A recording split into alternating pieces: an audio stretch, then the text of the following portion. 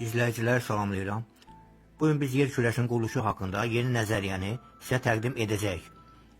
Əlbəttə ki, burada qarşımızda müəyyən suallar dayanır və bu suallara cavab verməyə çalışacaq. Nəyə görə həmişə ayın bir üzü yer kürəsinə baxır? Yer üzərində baş verən anormal hadisələr, zəlzələlər, tsunamilər, tornadolar və digər başqa hadisələr necə baş verir?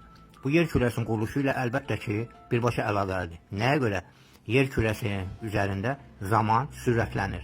Bu suallara cavab vermək üçün sizə öz nöqteyi nəzərimizdən nəzəriyyəni təqdim edirik. Və beləliklə, yer kürəsinə çırpılan asteroid ondan ayın kütləsi qədər kütləni ayırt eləyərək ay orbitinə qovladı. Və nəticədə ay öz formasını tutaraq öz orbitində hərəkət etməyə başladı. Bucaq altında çırpılma nəticəsində yer kürəsinin bütöv yer təbəqəsi sürət götürərək saat əqrəbinin hərəkətini əksi istiqamətində fırlanmağa başlayır və nəticədə növbə ilə bütöv yer qatı arasında sferik sınma təbəqəsi əmələ gəldi. Sferik sınma təbəqəsi getdikcə sürtünmə qüvvəsinin nəticəsində lava kütləsini formalaşdıraraq öz sahəsini bütöv yer qatının hesabına genişləndirməyə başladı. Və əlbəttə ki, burada artıq yer kürəsi ilə ay arasında balans təmin olunmalıdır. Yerin növbəsinin kütləsi ayın kütləsinə yaxın olaraq fırlanma sürətləri də bir-birinə bərabərləşməyə başladı. Və yer, bütöv yer qatı növbə ətrafında hidravlik yastığın üzərində öz tarazlığını bərpa eləyərək sutkada bir dəfə fırlanma hərəkətini davam elətdirir. Və nəticədə növbənin və ayın bir-birinə baxan tərəfləri müxtəlif maqnit qütbləri ilə yüklənərək öz aralarında tarazlıq qüvvəsini saxlayır və nəticədə növbənin, yenə deyirəm, burada fırlanma sürəti ayın fırlanma sürətinə bərabər olur. Əlbəttə ki, növbənin fırlanma sürəti bütöv yer qatının fırlanma sürətindən fərqlidir. Və artıq yer kürəsi və ay nəhəng bir generator olaraq öz daxili enerjisini sintez etməyə başlayır. Və beləliklə qütblərdə maqnit sahələr yaranır, geomaqnit sahəsi əmələ gəlir və növbənin də həmişə bir üzü aya, yəni ayın bir üzü növbəyə tərəf istiqamətlənir və ay yer ətrafında hərəkət etdikcə həmin istiqamət dəyişməyərək həmişə ayın bir üzünün yerə baxmasını təmin edir. Hidravlik yastığın ay və növbə arasındakı qalan hissəsi aya tərəf növbə hərəkət etdikcə təzyiq artmasında özünü göstərir. Yəni, buradakı P1 təzyiqi digər tərəfdəki P2 təzyiqindən böyük olur və nəticədə ayın yerə baxan hissəsi arasında təsir qüvvəsi yaranır və bu təsir qüvvəsi kürəvi segment şəklində özünü göstərir. Burada təzyiqin yaranması nəticəsində hidravlik yastıq öz təsirini belə göstərə bilir ki, kapilyarlar vasitəsilə yer üzərinə təsir qüvvəsi artır və nəticədə su hövzələrində qabarmalar baş verir və əks tərəfdə isə təzyiq aşağı düşdüyü üçün kapilyarlar sanki soğurma hadisəsini icra edir və nəticədə su hövzələrində çəkilmələr baş verir. Əlbəttə ki, burada enerji sintezi özünü göstərər və yer üzərində geomaqnit sahələri müxtəlif tezliklərdə və müxtəlif qiymətlərdə özünü göstərə bilir. Və nüvə hansı rolu başqa oynaya bilir burada? Əlbəttə ki, nüvə geomaqnit sahəsinin formalaşmasında böyük rol oynayır. Bəs geomaqnit sahəsinin formalaşmasında başqa nə rol oynayır? Gəlin bunu öz nəzəriyyəmizə əsasən təqdim eləyək. Hidravlik yastığın içərisində həll olunmamış nahamar kürələr mövcuddur.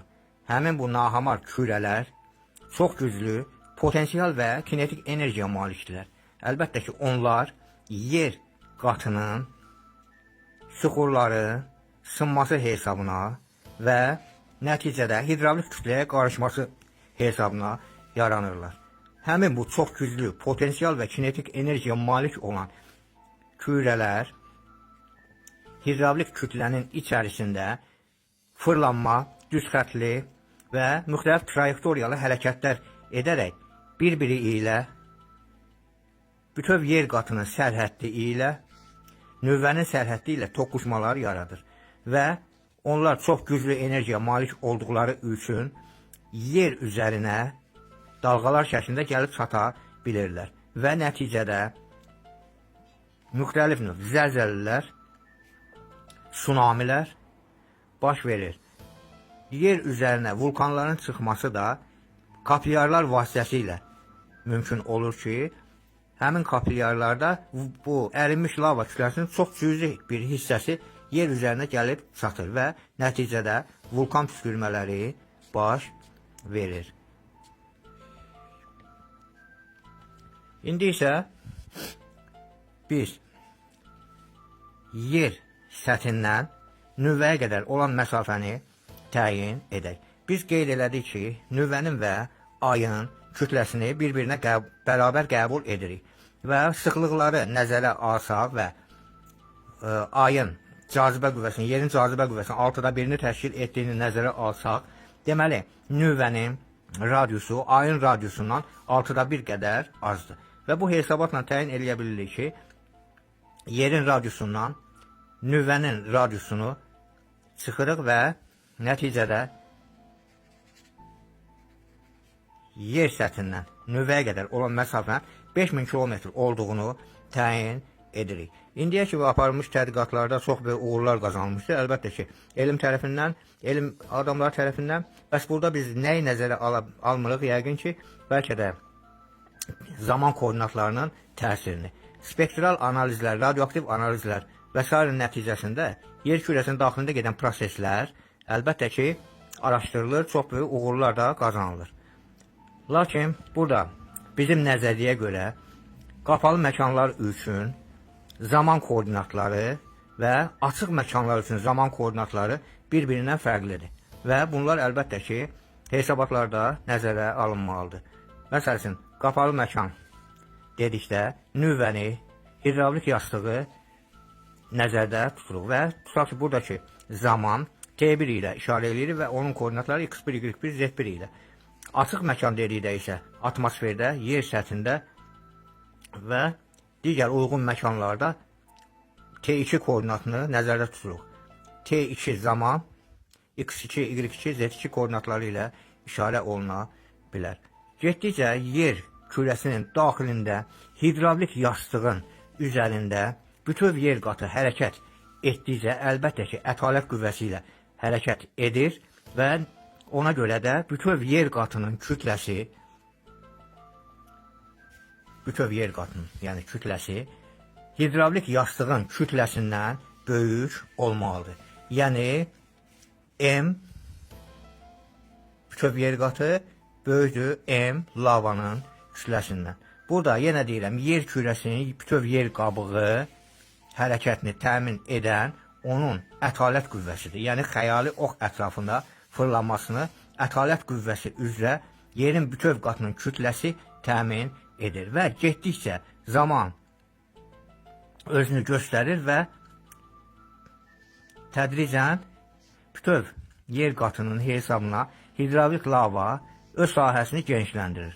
Lakin buna hələ yəqin ki, başa çatdırmaq üçün 1000 illər boyu vaxt lazımdır ki, hidravlik kütlənin, yəni hidravlik yastığın kütləsi bütöv yer qatının kütləsinə bərabərləşsin və nəticədə getdikcə bütöv yer qatının kütləsi azalmağa doğru gedir və sürəti azalır və buna görə də zaman yer səthində sürətlənir, zaman dəyişmələri baş verir və gələcəkdə 1000 illər ərzində yəqin ki, bu baş verəcək. Bütöv yer qabığı artıq kütləsini azaldandan sonra dayanaraq əks istiqamətdə hərəkət edəcək. Yəni, əlbəttə ki, burada günəş artıq şərqdən yox, qərbdən doğacaq, yer sakinləri üçün. Qalan izahat işlərini gələn videolarımızda paylaşacaq. Təşəkkür edirəm.